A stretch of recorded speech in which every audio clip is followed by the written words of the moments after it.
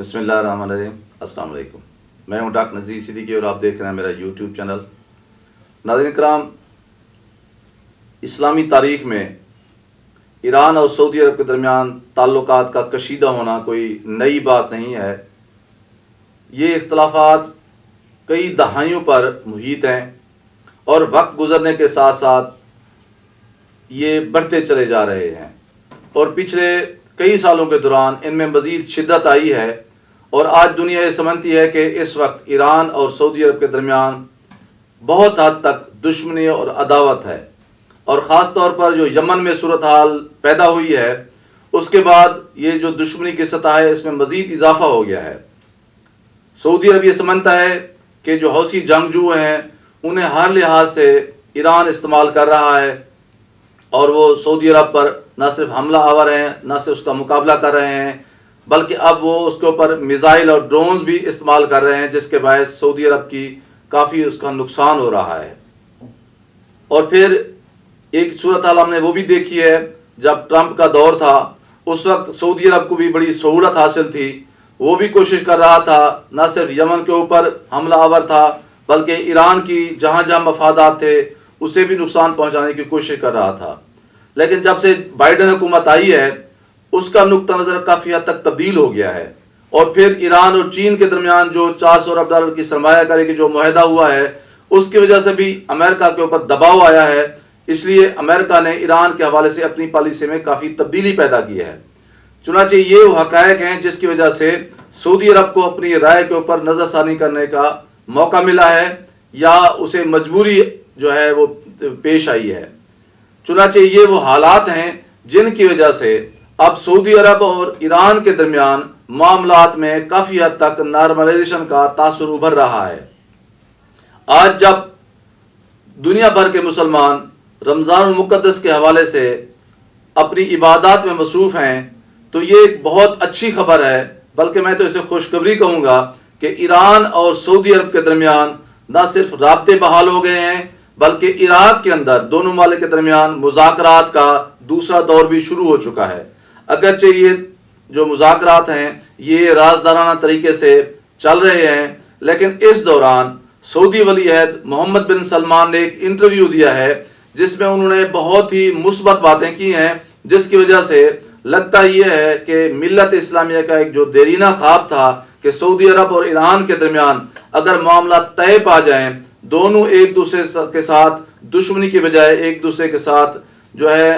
تعاون کریں، تو اس سے اسلامی دنیا کے اندر یکجہتی بھی آئے گی اور اسلامی دنیا اور مسلمان ممالک ترقی بھی کر سکیں گے، اور جو فرقہ واریت کی جو سطح ہے اور جسے عالمی قوتیں مزید ہوا دیتی رہتی ہیں اور دنیا بھر کے جو مسلمان ہیں وہ تقسیم ہوتے رہتے ہیں، وہ فرقہ واریت کی سطح بھی کم ہو سکے گی۔ MBS نے بالکل کھل کر کہا ہے اور الجزیرہ نے اسے رپورٹ کیا ہے، اور بھی بہت سارے عالمی نیوز چینلز ہیں اس بات کو جو ہے نشر کیا ہے کہ MBS کہتے ہیں کہ ایران ہمارا ہمسایہ ملک ہے اور ہماری خواہش ہے کہ ایران کے ساتھ ہمارے تعلقات اچھے ہوں۔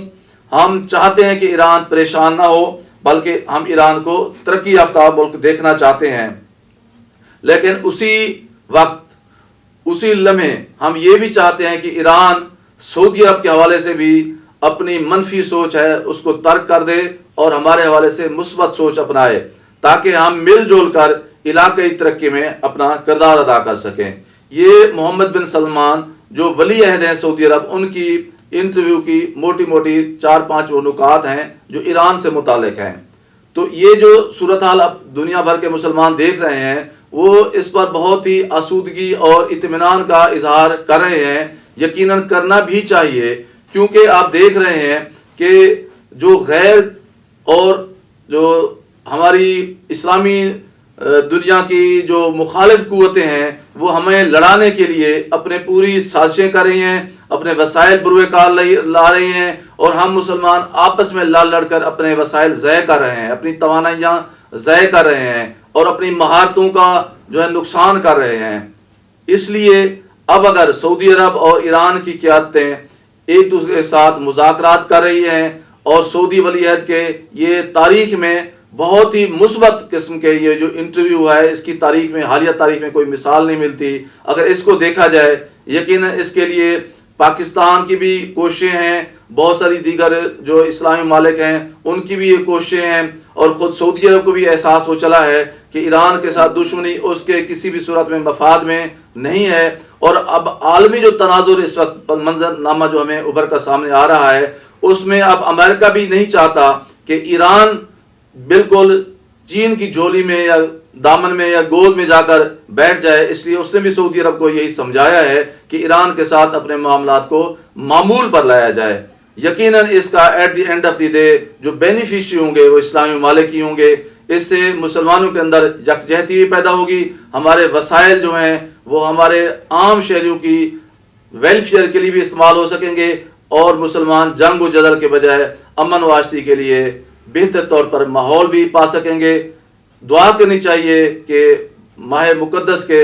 برکت سے کے باعث اللہ تبارک و تعالی ہمارے اسلامی ممالک بھائیوں کو، ایران کو اور سعودی عرب کی قیادت کو